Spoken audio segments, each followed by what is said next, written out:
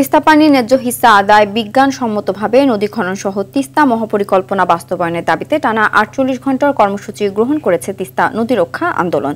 রংপুর সংবাদ সম্মেলন করে তথ্য জানান সংগঠনের প্রধান সমন্বয়ক, বিএনপির রংপুর বিভাগীয় সাংগঠনিক সম্পাদক অধ্যক্ষ আসাদুল হাবিব দুলু। আগামী ১৭ ও ১৮ ফেব্রুয়ারি লালমনিরহাট, নীলফামারী, কুড়িগ্রাম, রংপুর ও গাইবান্ধা জেলার তিস্তা নদীর ১১টি পয়েন্টে পদযাত্রা, সমাবেশ, সাংস্কৃতিক অনুষ্ঠান সহ নানা কর্মসূচি বাস্তবায়ন করা হবে। এতে বিএনপি সহ বিভিন্ন রাজনৈতিক দলের শীর্ষ নেতারা উপস্থিত থাকবেন।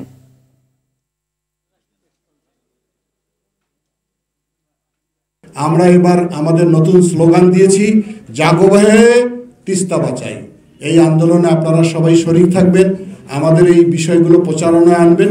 আমি আশা রাখি যে রংপুরের মানুষের দীর্ঘদিনের এই বঞ্চিত হাহাকার, এখান থেকে রংপুরের মানুষ আমরা বাঁচতে চাই।